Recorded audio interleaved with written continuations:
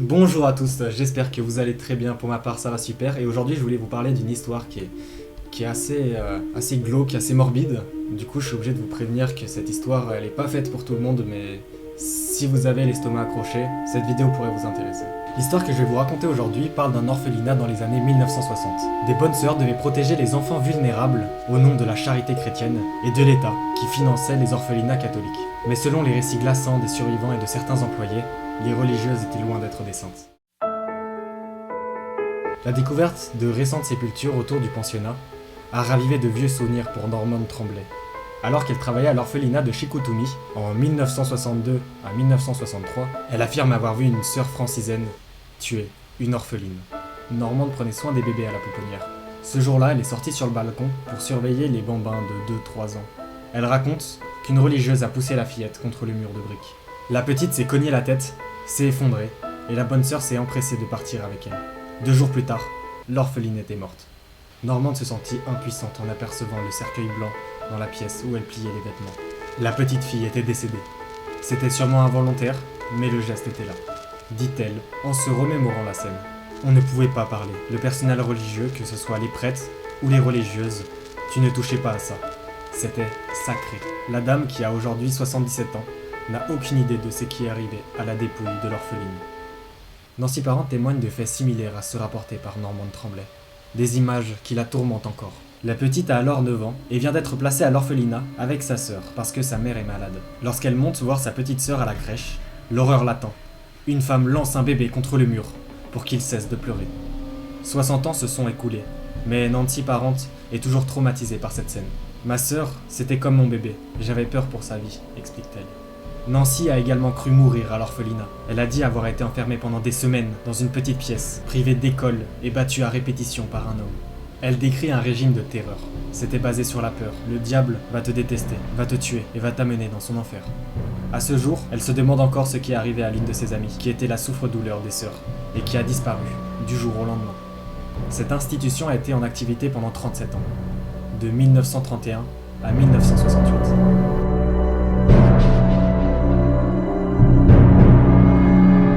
Marie-Claire Girard y a décroché un emploi 2 ans avant sa fermeture. La jeune femme venait juste de terminer sa formation en puéricultrice. Dès son premier jour de travail, elle a eu un choc et a dû cacher ses larmes. Elle a été frappée par le manque de salubrité et d'hygiène des lieux. Les bébés avaient tous du pu dans les oreilles, et leur partie intime était mal nettoyée. Marie-Claire devait chasser les rats. Elle se souvient aussi d'une religieuse qui enfermait un bambin dans une garde-robe.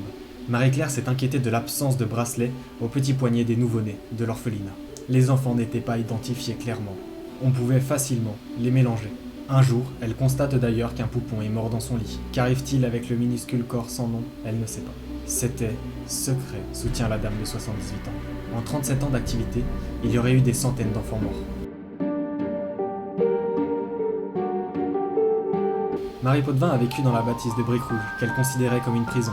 Elle raconte que les jeunes devaient construire de petits cercueils blancs pour les bébés qui mouraient. Certaines familles venaient récupérer les dépouilles, mais plusieurs corps d'orphelins n'étaient pas réclamés. Des fois, les sœurs les exposaient et on allait les voir. Ils étaient enterrés, mais on ne sait pas où. Je ne peux pas le dire parce qu'on ne le savait pas, admet la dame de 87 ans.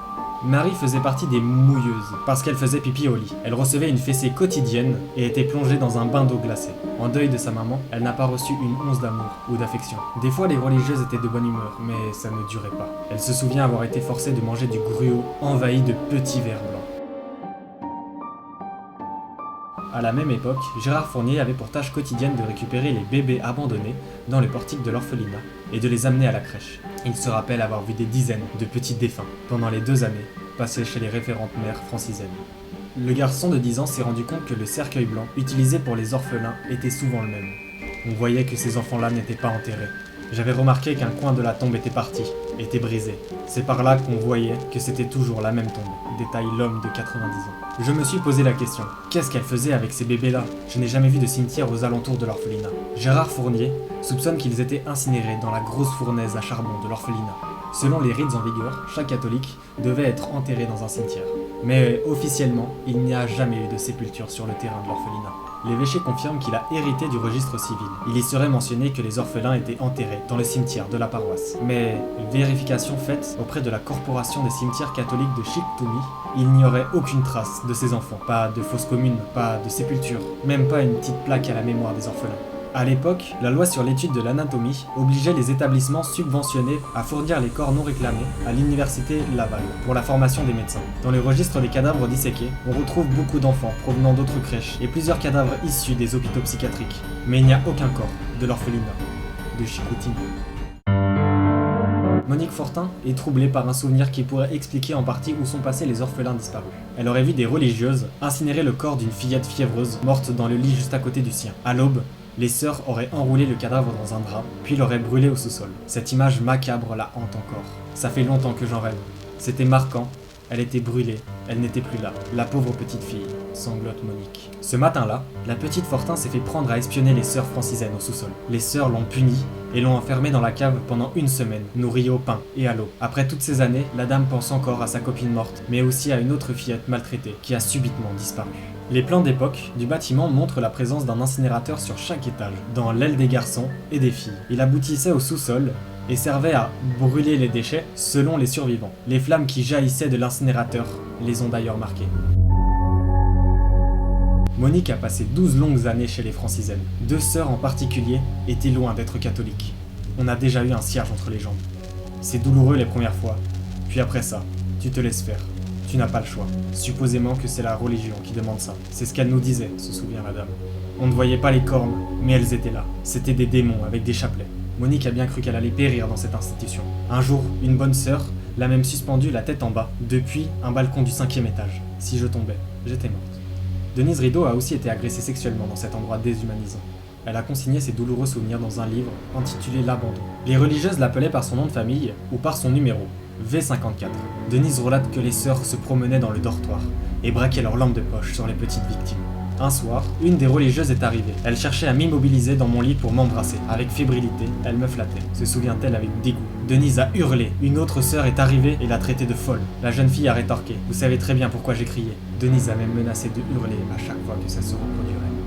Les religieuses ont alors essayé de se débarrasser de la jeune fille en l'envoyant chez un psychiatre.